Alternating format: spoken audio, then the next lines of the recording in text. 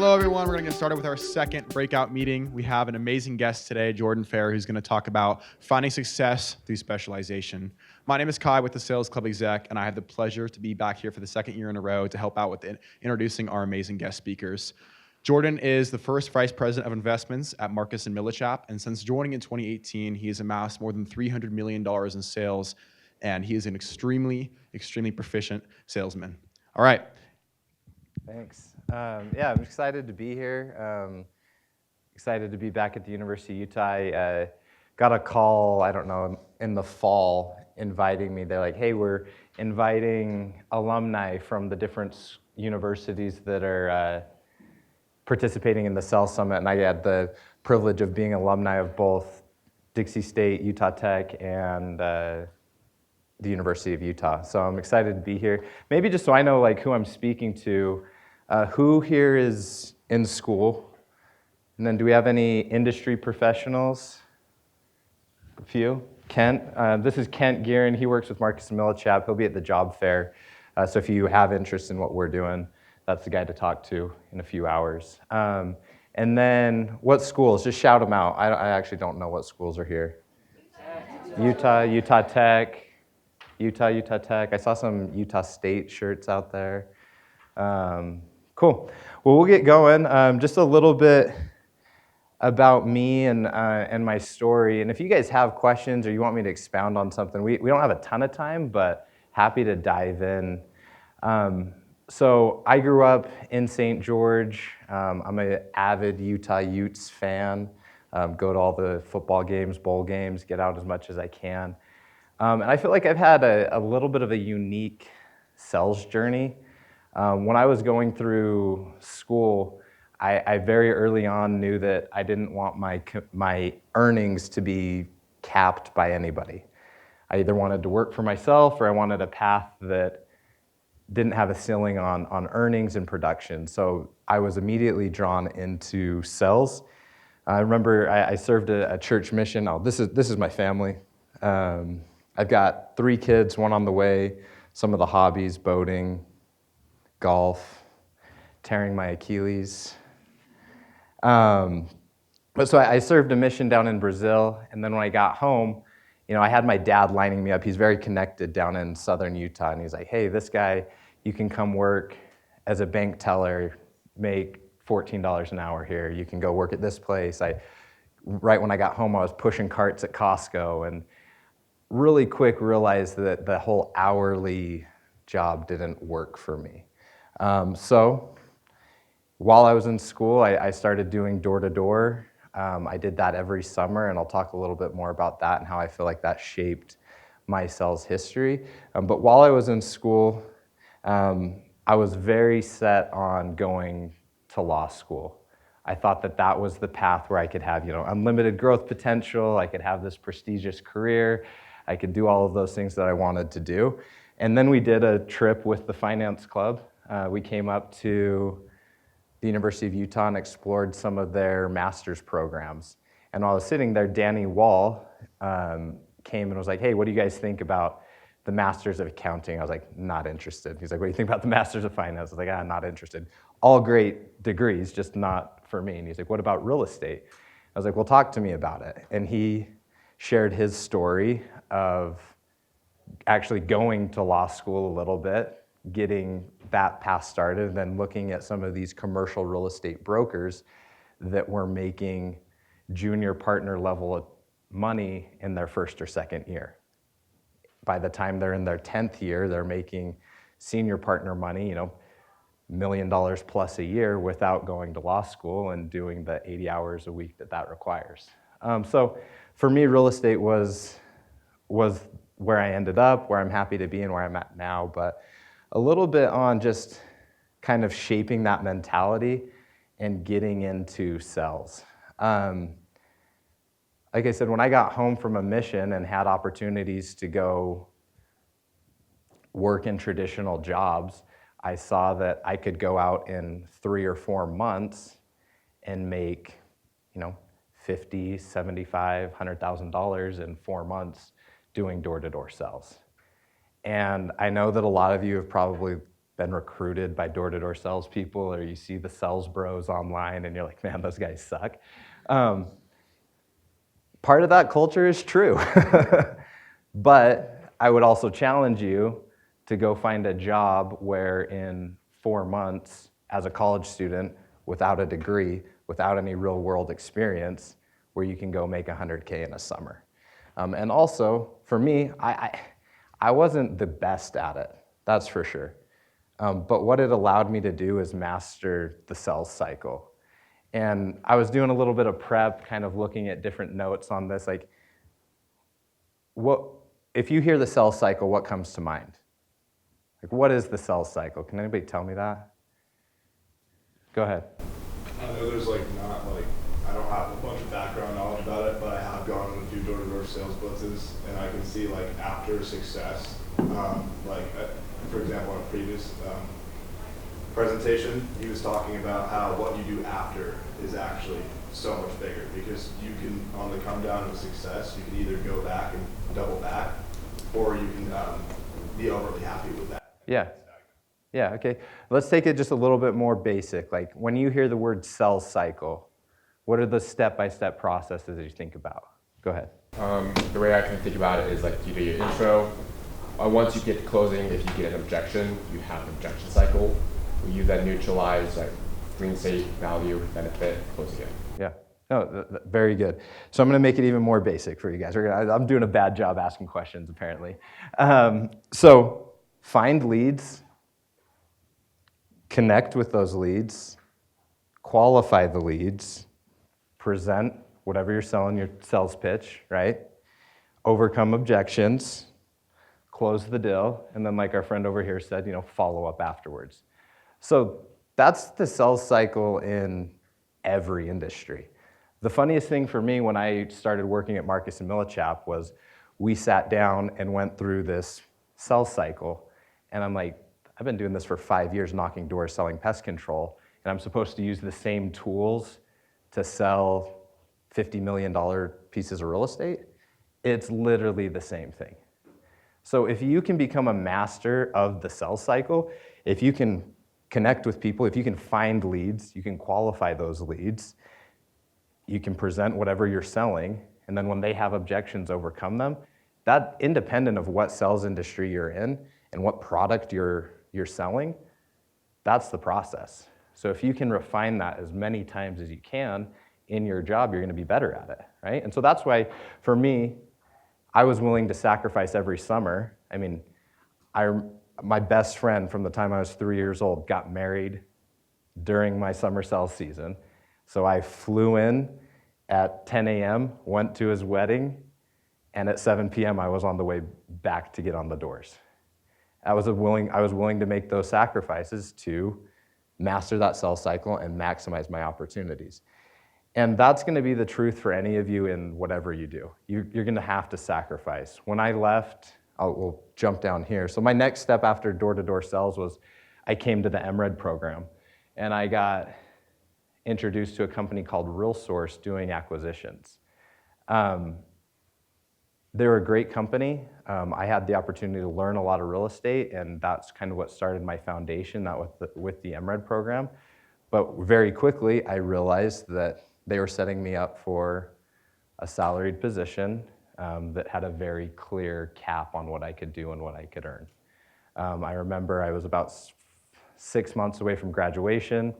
They sat down with me and said, "Hey, Jordan, here's an offer for, I think it's like a $60,000 salary plus bonuses based on the deals that you find." And I sat there and I was like, man, this is an awesome job. I get benefits, retirements. I love the people here. But for $60K a year, I'm going back and knocking doors and doing it in 4 months. So right then I had an opportunity to leave some security, make a sacrifice, and jump into Marcus & Millichap. 2 weeks after I started at Marcus & Millichap, I found out that my wife was pregnant with our first child. So Marcus & Millichap is a publicly traded company. We've got 80 offices across the country, roughly 2,000 sales brokers, 100% commission. When you close a deal, you get paid. Health insurance, you're on your own. But the upside is if you close a deal and you keep closing deals, they're not going to stop you from making as much money as you can. There's top producers in our company that make $15, $20, $30 million every year. I would say that the average third-year guy in our office that I'm familiar with, third year and beyond, probably average somewhere between $400,000 and $600,000 every year, with a very clear path to making a lot more than that. So right then and there, when I got faced with, hey, you're having a baby in 8 months, it was kind of a, are you committed to this? Can you do this? And sat down and talked to our regional managers and got the training that I needed. And the really interesting thing, like I said, was I was willing to make the sacrifice and jump over. But as soon as they said, hey, Jordan, how you connect with people is you pick up the phone. You call them and say, I'm Jordan with Marcus and Millichap. Have you thought about selling XYZ piece of real estate? Or are you the owner of XYZ piece of real estate? So it's the same pitch that I'd used on the doors when I, walk up and said, hey, I'm Jordan with Active Pest Control. I'm taking care of your neighbors down the street.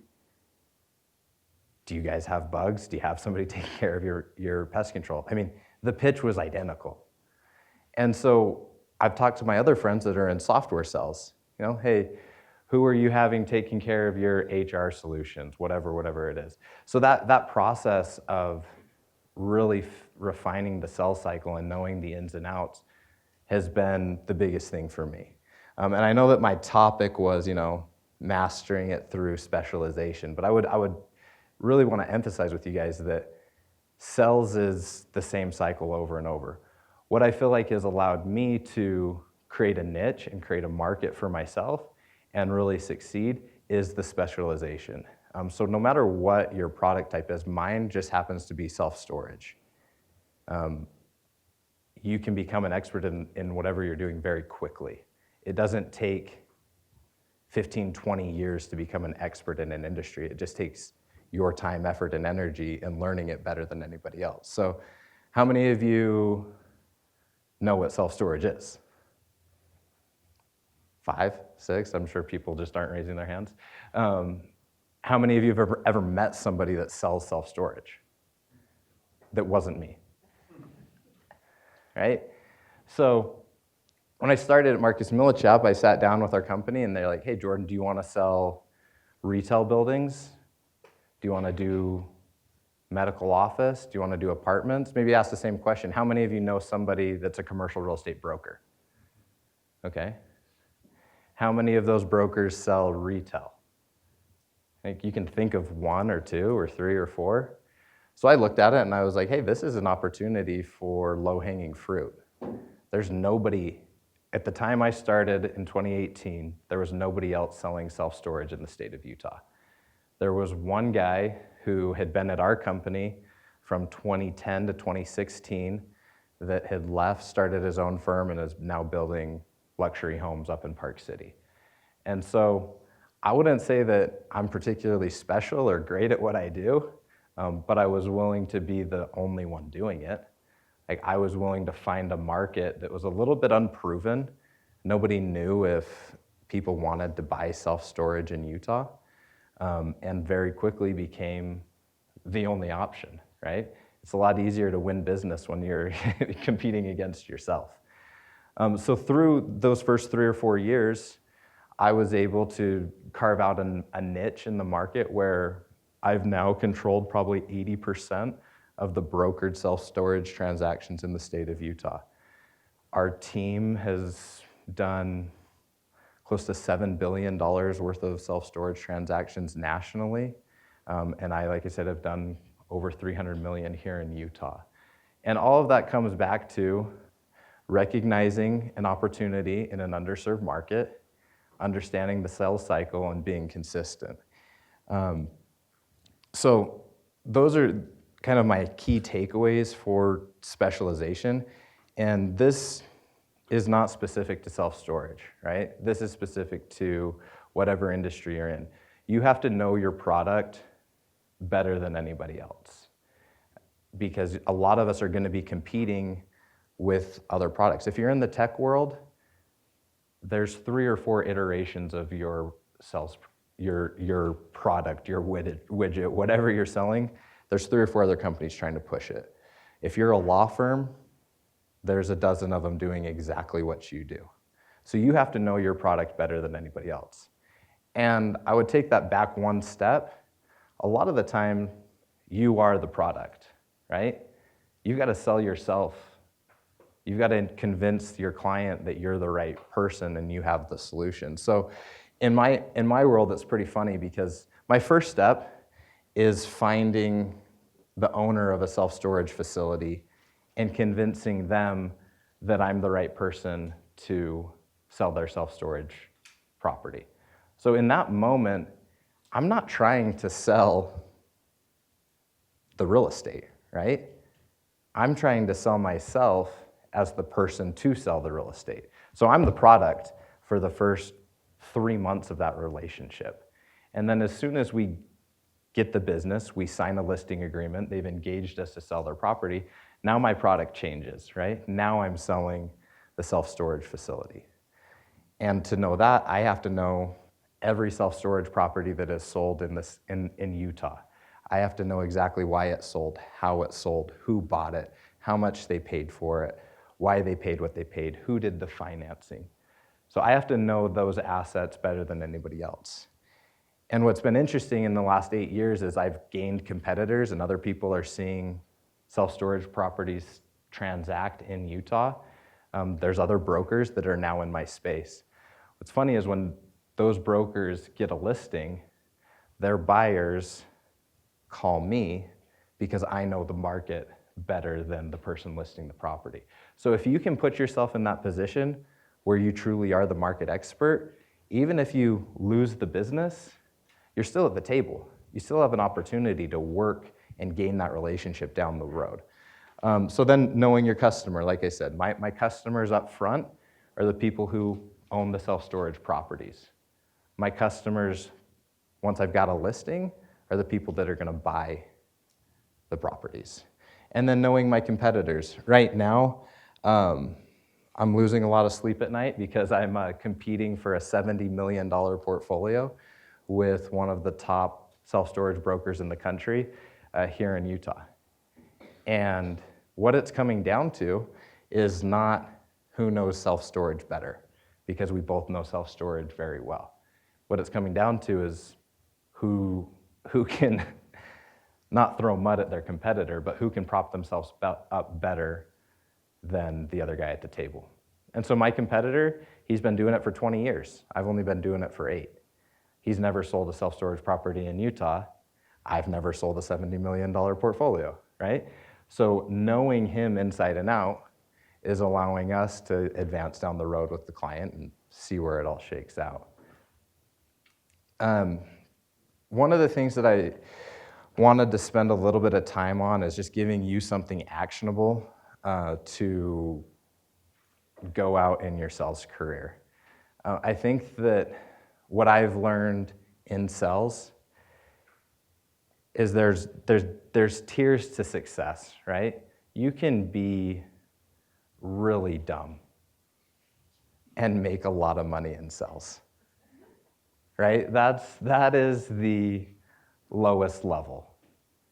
But if you're willing to show up and to work really hard, you'll make money in sales. You don't have to be very smart. If you can take it to the next level, if you can gain some hard skills, you're intelligent, you know your you've got data analysis skills, you've got financial modeling skills, you've got the technical side of the business down, that takes you up another level. But I mean, Kent, in your years as a manager and a broker, how many people that are 100% technical without the soft skills make it in our business? Never, right? You have to connect with people, and I've heard it multiple times today. If you don't know how to connect, and we talked about it, build relationships, that is invaluable, because if you can't build a relationship, no one's selling. He does know the $70 million guy, been to dinner with him, been out doing things. If you can't build that relationship, you can't win the business. So then the next step is you've got all the hard skills. You can do the technical side of the business. You can know the ins and outs. You can do the intellectual side of the business. You can work really hard, and you have the soft skills you need to build those relationships. I mean, that's the winning combination. But we've got, Kendall know who I'm talking about. There's a guy who started about 2 years after me, or maybe a year after me at Marcus & Millichap. One of the nicest humans you'll ever meet in your life. He's so dumb. He's very awkward. You have a conversation with him, and in 30 seconds, you're like, man, I can't wait to get out of this room. The guy, for the first 5 years of his business, made 300 cold calls every single week. He pounded the phones. He grinded harder than anybody else in our office. And he's not going to be a top producer, but the guy's single, making $150,000, $200,000 a year, and hasn't really gotten that much better at his job. But he's grinding, right? So you can do this if you're willing to show up, be consistent, and just work really hard. You'll walk into deals. You know, the sales guys in the room, you'll find the laydowns, the people that just say, here you go, here's my credit card information, sign me up. And that happens in every industry. But if you want to take it to the next level, you need to be able to do all of those other things. And I think that the more reps you can get in school of going through a full sales cycle and understanding the ins and outs of objections and which way you take a conversation, how you direct your client where you want them to go, that's going to set you up for more success than anything else. And one of the things that I tell the students, use your student card. That was one of the things in the MRED program they talked a lot about. Right now, you have the best intro you're ever going to have for the rest of your professional career. You can call any sales professional, any high-powered executive in your market and say, hey, I'm a student at X university. I'm trying to plan out the next steps of my life and career. I really respect what you've done, and I'd love to learn how you did it. When I was looking at brokerage, when I was in the MRED program, I was living down in Pleasant Grove, commuting up and back to the U and working in Sugar House, and I saw this one name on every Class A office building in Salt Lake City, Brandon Fugel. And if you've driven up and down I-15, you've probably seen his name. No idea who he is. No idea that the guy's worth $50, $100 million and has been the top broker in Utah for decades. I was ignorant. I was a student. I found out that he actually lived in Pleasant Grove. And so I asked some people in his neighborhood if they had his number, and I cold called him. He's like, how'd you get my number? I was like, your buddy Jim down the street. And then he's like, well, what do you want? Like, I'm in the MRED program. I'm interested in brokerage. I'd love to take you to lunch, take you to coffee, just get to know you. He's like, come to the Mill Rock office on this day. We'll sit down and talk. He probably spent an hour just sitting down and telling me about his journey, what got him in the door to real estate, why he started in real estate. I also had the opportunity to sit down, and anybody heard the name Roger Boyer? He's probably built half of Utah. Largest development company in Utah by far. Same thing. Through the MRED program, was able to sit down and meet with him. Not because, I'm from St. George. My dad's a physical therapist. I have nobody in my family that does real estate. No reason for these guys to meet with me other than, hey, I'm a student, respect you, I'd like to get to know you a little bit better. So I would just really encourage you over the next 2, 3, 4 years, whatever you've got left in your college experience, to get out and network with people that can really shape the course of your career. I'm not working for Roger Boyer, I'm not working for Brandon Fugel, but the information I gained in those sit-downs and those meetings have definitely shaped where I'm at today. And then just some of the simple stuff. Be willing to do the grunt work. If you want to be a commercial real estate broker, call the commercial real estate brokers in your market. If you want to be in tech sales, if you want to be a car salesman, it doesn't matter. Go find the top whatever in your industry, whoever that is, and say, hey, how can I shadow you? How can I be a fly on the wall and get to know what you're doing? And if you do that, you've got one foot in the door and you're way ahead of all your competitors at your age. And then just be consistent. I think one of the things that we see in our job a lot is guys have some early success. They get their big commission check. They haven't made any money for a year, and all of a sudden there's $150,000 sitting in their bank account. And then they stop. And then they're chilling. And then they're waiting until that 150,000 goes down to 5, and they're like, oh, I should probably start working again. Those guys, that up and down, it'll kill you. So if you can figure out how to stay consistent, like our friend over here said, not get too high with the highs, not get too low with the lows, and just show up and work every single day, you'll have the benefit of compounding your wins. And then you can get to a spot where you're not working because you have to work, you're working because you enjoy it. And the mindset and the shift of, I don't need the money from every single deal, will actually help you make a lot more money because you can focus on better qualifying your leads, working on deals that are real. So just show up. I mean, I'm very grateful to be here. It's always fun to come up and meet with all of you guys and hear. And I guess if you have any random questions, we've got 3 or 4 minutes. Happy to answer any questions. Yeah, go ahead. Hi, my name is Michaela. You talked about self-storage. I think it's a really interesting industry. I know that in the last decade or so, Americans love shopping, and it has taken off. People have a lot of stuff to store. I was wondering, since you work in real estate, do you have any other markets, products, types of real estate that you see taking off or growing substantially in the next decade or so? Oh, that's a good question. This is what I'll say. If you're good at real estate brokerage, it doesn't matter what you're selling. There are guys, everybody's seen national headlines about office on the decline. There's still office brokers doing really, really well. Everybody's talked about the death of retail and big box. There's still retail brokers doing really, really well. So I would maybe push it back on you a little bit, and I wouldn't focus on finding the next big thing, but finding the thing that you can become the expert at. But I do think self-storage has been great. It's getting institutionalized. Hotels are kind of skyrocketing right now. Industrial data centers are a hot ticket item. So there are different industries, but I think that it really comes back to what you can find a niche in and be successful in. Anybody else? Go ahead.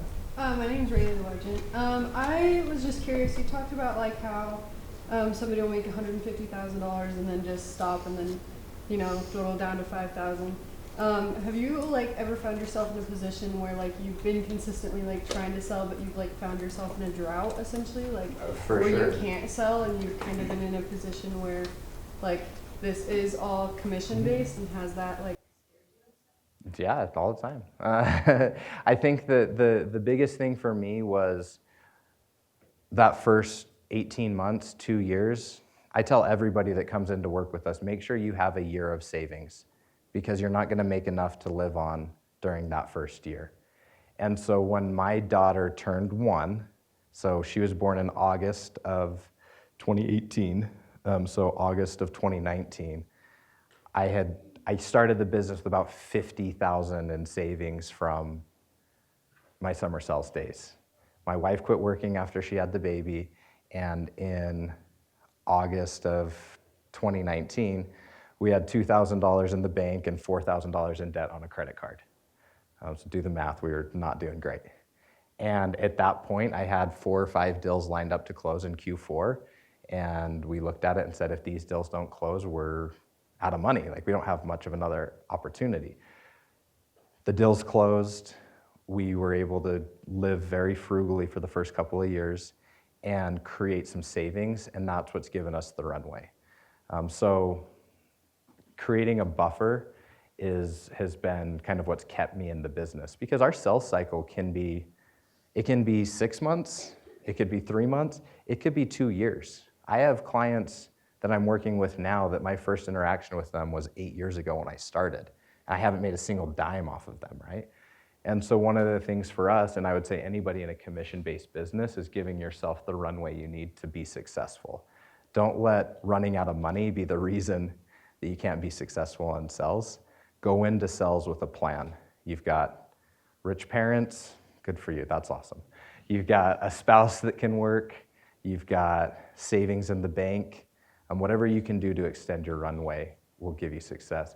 I think we're out of time, but we'll go real quick, yeah. Okay, about the mastering and sales cycle, any practical tips for finding leads? Finding leads, Yeah. pick up the phone. I use a website called True People Search. It's free. If you find somebody you want to talk to, type their name and the state in there, you can probably find their phone number, call them. You can buy leads, you can do all of that, but I would say the harder the lead is to find, the more valuable it is. So pick up the phone, look at public records, it's a grind. There's no magic bullet. If it was easy, everybody would be doing it. I think we're done. I saw a couple more hands. I can hang out here, hang out in the hall a little bit afterwards. I also brought a box of cards. If anybody wants to connect outside of this, happy to, and thanks for being here.